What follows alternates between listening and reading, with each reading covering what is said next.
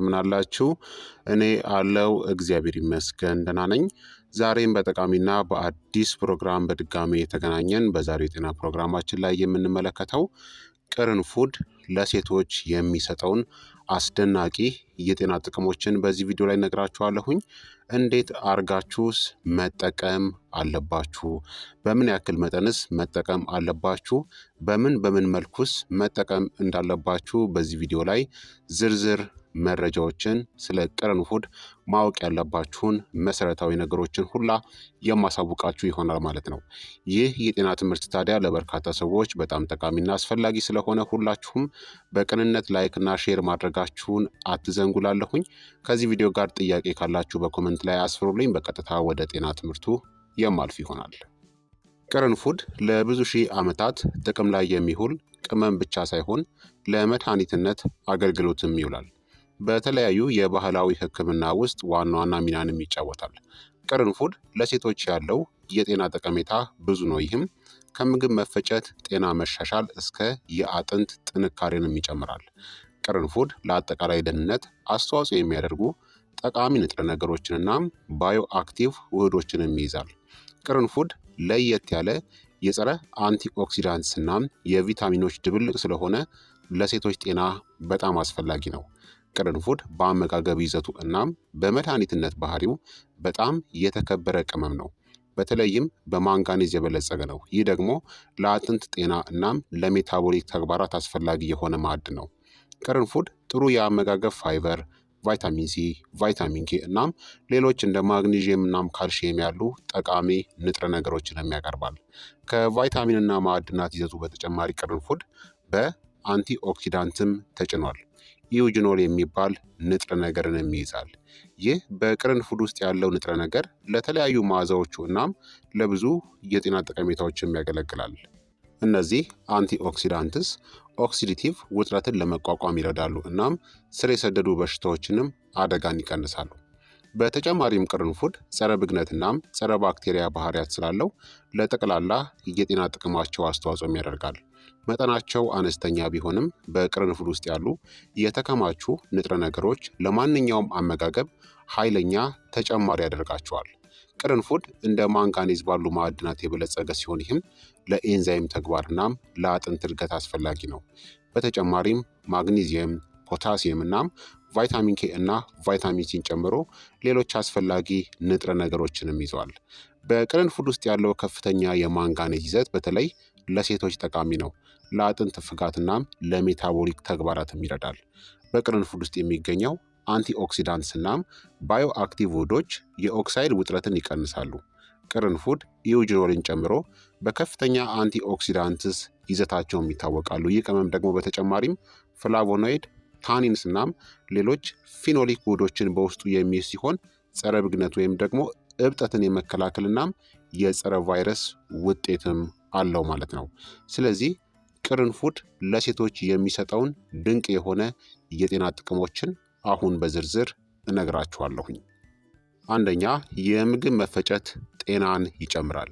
ቅርንፉድ የምግብ መፈጨት ችግርን ለማስታገስ በባህላዊ መንገድ ጥቅም ላይ ይውላል እናም በጨጓራ መከላከያ ባህሪያቸው ይታወቃሉ። የኢንዛይም ፈሳሽን ያበረታታሉ። የምግብ መፈጨት ሂደትን በመርዳት እናም እንደ እብጠትናም ጋዝ ያሉ ምልክቶችንም ይቀንሳል። ቅርንፉድ የጨጓራ እናም የምግብ መፈጨት ችግር ላለባቸው ሴቶች ተፈጥሯዊ መፍትሄ ሊሆን ይችላል። ጤናማ የምግብ መፍጫ ስርዓትን ያበረታታል። ቅርንፉድ የተመጣጠነ ምግብን መሳብን ያሻሽላል። በቅርንፉድ ውስጥ ያሉት ውህዶች በምግብ መፍጫ ስርዓት ውስጥ የኢንዛይም እንቅስቃሴን በመጨመር የተመጣጠነ ምግብ መሳብንም ሊያሻሽሉ ይችላሉ። ቅርንፉድ በተለይም ለሴቶች ጠቃሚ ነው። ከምትመገቡት ምግቦች ውስጥ ከፍተኛውን የአመጋገብ ዋጋ ወይም ደግሞ ንጥረ ነገርን እንድታገኙ ይረዳቸዋል። ይህም ለአጠቃላይ ጤና እናም ደህንነት ወሳኝ ነው። ሁለተኛ፣ የበሽታ መከላከል ተግባርንም ይደግፋል። በቅርንፉድ ውስጥ የሚገኘው ኢዩጅኖል የተለያዩ በሽታ አምጪ ተዋሲያንን ያጠፋል። ይህም ከበሽታዎች ለመከላከል የሚረዱ ጸረ ተዋሲያን ባህሪያትን ይሰጣል። የቅርንፉድ ጸረ ተዋሲያን ባህሪያት በተለይ ለሴቶች በጣም ጠቃሚ ነው። ይህም በሽታ የመከላከል ስርዓታቸውን ከተለመዱት የባክቴሪያ እናም የቫይረስ ኢንፌክሽኖችን ለመከላከል ያጠናክራል። በሽታ የመከላከል ስርዓትን ያጠናክራል። ከጸረ ተዋሲያን ተጽዕኖ ባሻገር ቅርንፉድ ኢንፌክሽንን ለመከላከል አስፈላጊ የሆነውን ነጭ ደም ሴሎችን ምርት በመጨመር በሽታ የመከላከል ስርዓትን ይደግፋል። ቅርንፉድን አዘውትሮ መጠቀም የሴትን በሽታ የመከላከል አቅምን ለማጠናከር ተፈጥሯዊም መንገድ ነው። ሶስተኛ፣ ቅርንፉድ የአፍ ጤንነትንም ያበረታታል። ቅርንፉድ ለጥርስ ህመምናም ለሌሎች የጥርስ ጉዳዮች እንደ መድኃኒትነት ለዘመናት ሲያገለግል ቆይቷል። ኢዩጅኖል እንደ ተፈጥሯዊ ማደንዘዣ ሆኖ ያገለግላል። ከጥርስ ህመምና ምቾት ማጣት እፎይታን ይሰጣል። ይህ ጥቅም በተለይ ለሴቶች ጠቃሚ ነው። በሆርሞን ለውጦች ምክንያት የጥርስ ችግር ሊጨምር ይችላል። ቅርንፉድ የአፍ ውስጥ ባክቴሪያዎችንም ይዋጋል። የቅርንፉድ ጸረ ባክቴሪያ ባህሪያት የአፍ በሽታ አምጪ ተዋሲያንን በመዋጋት የአፍ ውስጥ ኢንፌክሽንን፣ የድድ በሽታ እናም መጥፎ የአፍ ጠረንን በመቀነስ ረገድ ውጤታማ ናቸው። ይህ የቅርንፉድ መድኃኒትነት ገጽታ ለሴቶች የተሻለ የአፍ ጤንነት እንዲኖር በማድረግ ለአጠቃላይ ጤንነታቸውና ደህንነታቸው አስተዋጽኦም ያደርጋል። አራተኛ፣ ቅርንፉድ የደም ስኳር መጠንንም ይቆጣጠራል። በቅርንፉድ ውስጥ ያሉ ውህዶች የኢንሱሊን ተግባርን በማሻሻል የደም ስኳር መጠንን በመቆጣጠር የደም ስኳር መጠን ላይ የተሻለ ውጤትን ያመጣል። ይህ በተለይ ለሴቶች በተለይም የስኳር በሽታ ላለባቸው ወይም ደግሞ ለአደጋ ለተጋለጡት በጣም ጠቃሚ ነው። ቅርንፉድ የደም ስኳር መጠንን ጠብቆ ለማቆየት ይረዳል። ይህም ከስኳር በሽታ ጋር የተያያዙ ችግሮችን ለመከላከል ወሳኝ ነው።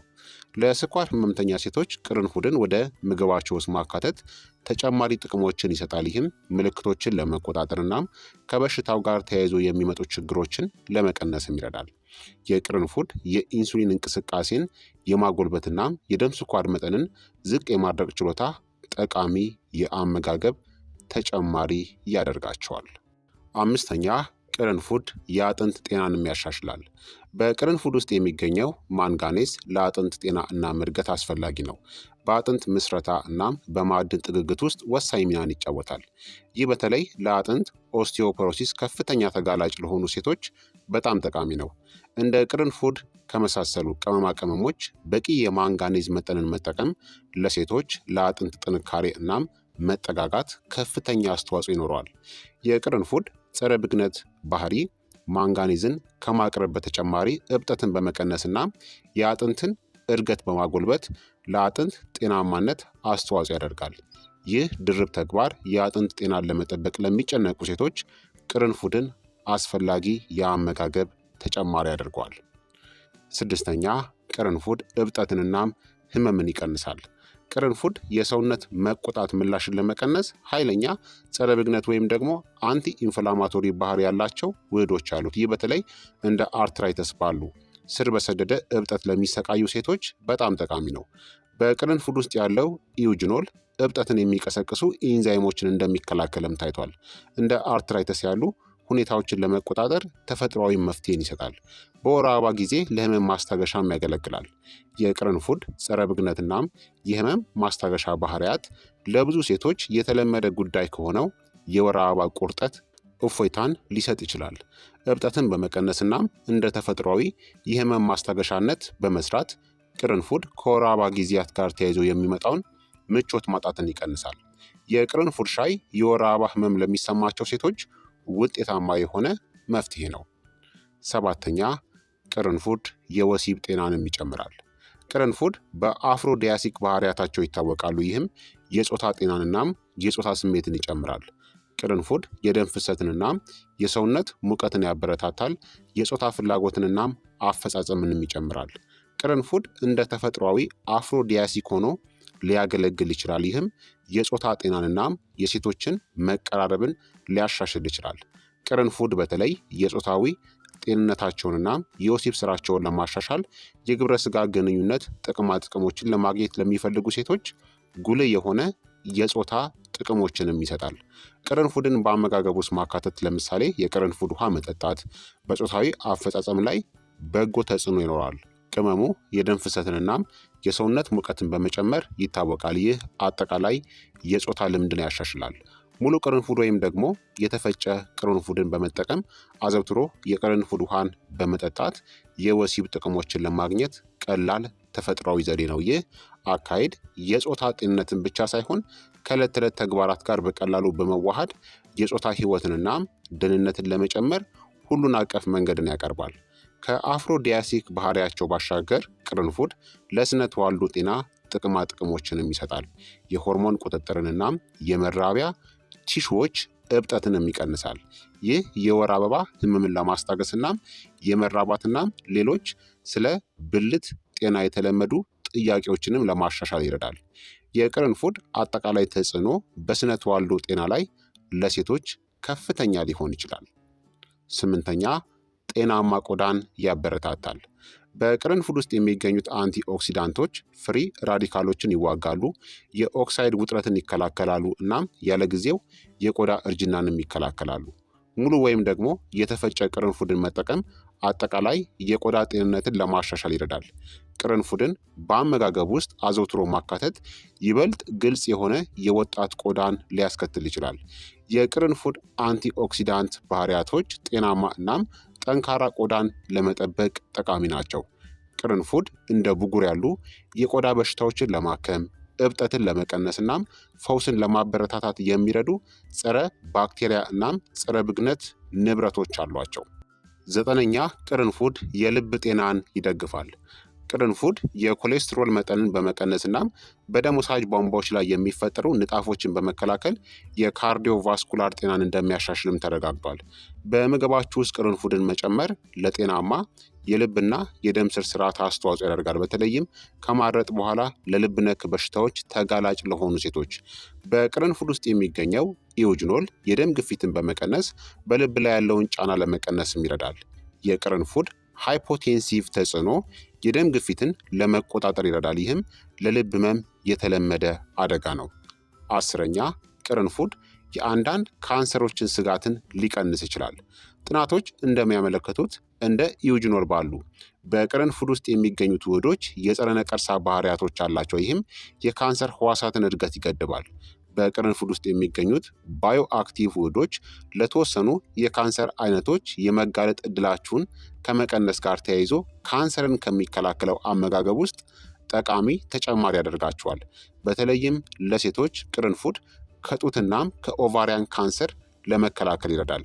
የቅርንፉድ የጸረ ነቀርሳ ባህሪያት በተለይ ለሴቶች ጠቃሚ ነው። ይህም ከሆርሞን ጋር በተያያዙ የካንሰር በሽታዎች ላይ የመከላከያ ውጤቶችን ይሰጣል ማለት ነው። ስለዚህ ቅርንፉድን ብትጠቀሙ ለሴቶች እነዚህን ሁላ ዘርፈ ብዙ ጥቅሞችን እንድታገኙ ያደርጋችኋል ማለት ነው።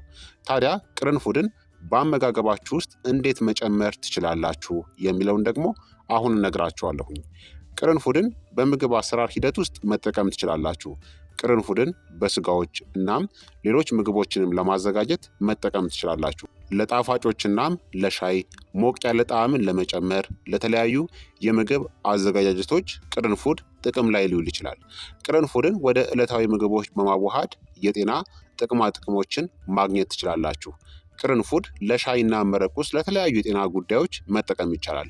በየቀኑ የሚጠጣ የቅርንፉድ ሻይ ለምግብ መፈጨት፣ እብጠትን ለመቀነስና የሰውነትን በሽታ የመከላከል አቅምንም ይጨምራል። ታዲያ ቅርንፉድ ብዙ የጤና ጥቅሞችን ቢሰጥም ልከኝነት ወይም ደግሞ መጠንን አለማለፍ ቁልፍ ነው። ከመጠን በላይ ቅርንፉድን መጠጣት ወይም ደግሞ መጠቀም እንደ የጨጓራ ችግርና ምቾት ማጣትን የመሳሰሉ አሉታዊ ውጤቶችን ሊያስከትል ይችላል። ለመድኃኒትነት ዓላማ በተለይም ለነፍሰ ጡር ሴቶች ወይም ደግሞ ነባር የጤና እክል ያለባቸው ቅርንፉድን ከመጠቀማቸው በፊት ከጤና ባለሙያ ጋር መማከር አለባቸው ማለት ነው። አሁን ደግሞ የቅርንፉድ ውሃ መጠጣት ምን ጥቅሞች አሉት የሚለውን የቅርንፉድ ውሃን በትጠጡ የምታገኙትን ድንቅ ጥቅሞችን እነግራችኋለሁኝ። የቅርንፉድ ውሃ መጠጣት በርካታ የጤና ጥቅሞችን ይሰጣል። አንደኛ የምግብ መፈጨት ጤናን ያበረታታል። የምግብ መፈጨትን ለማሻሻል የኢንዛይም ፈሳሽን ለማነቃቃትናም እንደ እብጠትናም የምግብ አለመፈጨት ያሉ ችግሮችን ለመቀነስ ይረዳል። ሁለተኛ ደግሞ ጸረ ተዋሲያን ባህሪያት አለው። የቅርንፉድ ውሃ የተለያዩ ኢንፌክሽንን ለመዋጋት የሚያግዙ ጸረ ተዋሲያን ባህሪያት አሉት። ሶስተኛ ደግሞ የአፍ ጤንነትን ለመጠበቅም ይረዳል። የቅርንፉድ ውሃ የአፍ ውስጥ ባክቴሪያን በመቀነስ አተነፋፈስንና አጠቃላይ የአፍ ንጽህናን ለማሻሻል ይረዳል። አራተኛ የበሽታ መከላከል ድጋፍን ይሰጣል። በቅርንፉድ ውስጥ የሚገኙት አንቲ ኦክሲዳንቶች ኦክሲዲቲቭ ጭንቀትን በመዋጋት የሰውነትን በሽታ የመከላከል ስርዓትን ያጠናክራሉ። አምስተኛ የደም ስኳርን ለመቆጣጠር ይጠቅማል። የቅርንፉድ ውሃ በደም ውስጥ ያለውን የስኳር መጠን ለመቆጣጠር ይረዳል። ይህም የስኳር ህመም ላለባቸው ግለሰቦች ጠቃሚ ያደርገዋል። ስድስተኛ ጸረ ብግነት ወይም ደግሞ አንቲ ኢንፍላማቶሪ ውጤቶች አሉት። የቅርንፉድ ውሃ የወር አበባ ህመምን ጨምሮ እብጠትንናም ህመምን ለመቀነስ የሚረዱ ጸረ ብግነት ወይም ደግሞ እብጠትን የመከላከል ባህሪያቶች አሉት። በተጨማሪም የቅርንፉድ ውሃን መጠጣት ከቅርንፉድ የተቀመመ ሲሆን የተለያዩ የጤና ጥቅሞችን ይሰጣል። አንድ ጠቃሚው ጠቀሜታ በደም መርጋት ላይ ያለው ተጽዕኖ ነው። በቅርንፉድ ዘይት ውስጥ ያሉ ውህዶች የደም ዝውውርን ለማሻሻል እናም አላስፈላጊ የደም መርጋት አደጋን ለመቀነስም ይረዳሉ። ይህ ለተሻለ የልብና የደም ቧንቧ ጤንነት አስተዋጽኦ ያደርጋል። በተጨማሪም በቅርንፉድ ውስጥ የሚገኘው አስፈላጊ ዘይት የደም ፍሰትን በማሻሻል እናም መነቃቃትንናም ምላሽን በመጨመር አጠቃላይ የጾታ ጤናን እንደሚያሻሽልም ይታሰባል። በእነዚህ ጥቅሞቹ አማካኝነት የቅርንፉድ ውሃ አካላዊ ጤንነትን ብቻ ሳይሆን የጾታ ግንኙነትንም ይደግፋል። ይህም ለዕለታዊ የጤና ስርዓት በጣም ጠቃሚ ነው። ታዲያ ክቡራትና ክቡራን ተመልካቾቼ ቅርንፉድን ለመውሰድ የተሻለው ጊዜ እና ሰዓት መቼ ነው የሚለውን ደግሞ እነግራችኋለሁኝ። ቅርንፉድን ለመውሰድ በጣም ጥሩ ጊዜ በታሰበው ጥቅም ላይ በመመስረት ሊለያይ ይችላል። አንደኛ እንግዲህ ለምግብ መፈጨት ጤና ከሆነ የምትወስዱት የምግብ መፈጨትን ለመርዳት የቅርንፉድ ውሃን ጠጡ፣ ወይም ደግሞ ከምግብ በፊት ወይም ደግሞ በኋላ በምግብ ማብሰል ላይ ቅርንፉድን ተጠቀሙ። ሁለተኛ ደግሞ ለአፍ ጤንነት ከሆነ ጠዋትና ማታ ለአፍ ጤንነት የቅርንፉድ ውሃን እንደ አፍ ማጠቢያ መጠቀም ትችላላችሁ። ሶስተኛ ደግሞ ለደም ስኳር መቆጣጠሪያ ከሆነ ጠዋት ላይ በባዶ ሆድ ላይ የቅርንፉድ ውሃን መጠጣት በደም ውስጥ ያለውን የስኳር መጠን ለመቆጣጠር ይረዳል። አራተኛ ደግሞ ለአጠቃላይ ጤናችሁ ከሆነ የቅርንፉድ ውሃ መጠቀም ወይም ደግሞ በቀን ውስጥ በማንኛውም ጊዜ በአመጋገባችሁ ውስጥ ቅርንፉድን ማካተት ለአጠቃላይ ደህንነታችሁ በጣም ጠቃሚ ነው ማለት ነው። ታዲያ ቅርንፉድን ለመመገብ በጣም ጥሩ መንገድ ምንድን ነው የሚለውን ደግሞ እነግራችኋለሁኝ። እንደ የግል ምርጫና እንደ ተፈላጊው የጤና ጥቅማ ጥቅሞች በተለያዩ መንገዶች ቅርንፉድን መጠቀም ትችላላችሁ ማለት ነው። አንደኛ የቅርንፉድ ውሃን መጠጣት ነው። ውሃን በጥቂት ቅርንፉድ ቀቅላችሁ ሲሞቅ የቅርንፉድ ውሃን መጠጣት ነው። ይህንን በየቀኑ በተለይም ጠዋት ላይ መጠጣት ትችላላችሁ። ሁለተኛ ደግሞ እንደ ቅመማ ቅመም መጠቀም ነው። ጣዕሙን ለማሻሻልና የጤና ጥቅማ ጥቅሞችን ለማግኘት ሙሉ ቅርንፉድን ወደ ምግብ ማብሰያነት አካታችሁ መመገብ ትችላላችሁ። ሶስተኛ ደግሞ የቅርንፉድ ሻይን መጠጣት ነው። ለጣዕምናም ለጤና ጥቅማ ጥቅሞች በእጽዋት ሻይ ውስጥ ቅርንፉድን በመጨመር እናም የቅርንፉድ ሻይን መጠጣት ትችላላችሁ። ከአረንጓዴ ሻይ ጋር ወይም ደግሞ ከጥቁር ሻይ ጋር በፈለጋችሁት የእጽዋት ሻይ ውስጥ ቅርንፉድን ጨምራችሁ መጠቀም ትችላላችሁ። አራተኛ ደግሞ የቅርንፉድ ዘይቱን ወይም ደግሞ ኦይሉን መጠቀም ነው። የቅርንፉድ ዘይትን በመቀባት ለጥርስ ህመም ወይም ደግሞ በእብጠት ገጽታው ላይ በመተግበር መጠቀም ትችላላችሁ። ነገር ግን በቀጥታ ወደ ቆዳ ወይም ደግሞ ድድ ላይ ከመቀባታችሁ በፊት ሐኪማችሁን ማማከራችሁን አረጋግጡ። የቅርንፉድ ዘይትን ሻይም ለማዘጋጀት መጠቀም ትችላላችሁ። አምስተኛ ደግሞ አፍን ለመታጠብ ነው። የአፍ ጤንነትን ለማሻሻል የቅርንፉድ ውሃ መጠቀም ትችላላችሁ። ዘዴው ምንም ይሁን ምን ከመጠን በላይ መጠጣት ወደ አሉታዊ ውጤቶች ስለሚያመራ ቅርንፉድን በመጠኑ መጠቀም አስፈላጊ ነው። በጤና ስርዓታችሁ ላይ ጉልህ ለውጦችን ከማድረጋችሁ በፊት ሁልጊዜ ከጤና ባለሙያ ጋር መማከር አለባችሁ። በተለይም አሁን ያለ የጤና ችግር ወይም ደግሞ እርጉዝ ከሆናችሁ ማለት ነው። በአጠቃላይ እንግዲህ ክቡራትና ክቡራን ተመልካቾቼ ቅርንፉድ የጾታ ጤናን ከማጎልበትና የስነ ተዋልዶ ጤናን ከማጎልበት አንስቶ የልብ ጤናን እስከ መደገፍናም የካንሰር ተጋላጭነትንም ሊቀንስ የሚችል ለሴቶች በርካታ የጤና ጥቅሞች ያሉት ቅመም ነው። አንቲ ኦክሲዳንትስ፣ ጸረ ብግነት ወይም ደግሞ አንቲ ኢንፍላማቶሪ እናም ጸረ ተዋሲያን ባህሪያታቸው ለጤናማ አመጋገብ ተጨማሪ ያደርጋቸዋል። ቅርንፉድ ምግቦችን በምግብናም በመድኃኒት ዝግጅቶች ውስጥ በማካተት ሴቶች እነዚህን ጥቅሞች ለተሻለ ጤና እናም ደህንነት መጠቀም ይችላሉ። ነገር ግን ቅርንፉድን ከጤና ስርዓት ጋር በማዋሃድ የግለሰብን የጤና ሁኔታ ግምት ውስጥ ማስገባትናም ከጤና እንክብካቤ ባለሙያዎች ጋር መማከርም አስፈላጊ ነው ማለት ነው። ከልክ በላይ የምትጠቀሙ ከሆነ ጉዳትን ስለሚያስከትልባችሁ። ስለዚህ ክቡራትና ክቡራን ተመልካቾቼ የዛሬው የጤና ትምህርት እንግዲህ ይህንን ይመስል ነበረ። ቅርንፉድ ለሴቶች የሚሰጠውን በርካታ ጥቅሞችን ከአጠቃቀም ጀምሮ ዝርዝር ሀሳቦችን በዚህ ቪዲዮ ላይ ነግሬያችኋለሁኝ ማለት ነው። ይህ የጤና ትምህርት እንደተመቻችሁ እንደተማራችሁበትም ተስፋ አደርጋለሁኝ። ለሌሎችም እንዲደርስ ሁላችሁም በቅንነት ላይክና ሼር ማድረጋችሁን አትዘንጉ። ጥያቄ ካላችሁ ደግሞ በኮመንት ላይ ልታሰፍሩልኝ ትችላላችሁ ማለት ነው። በቀጣይ የጤና ትምህርት እስከምንገናኝ እኔንም እናንተንም ቸር ያቆየን። መልካም ጊዜ፣ መልካም ቆይታ። ቻው ቻው።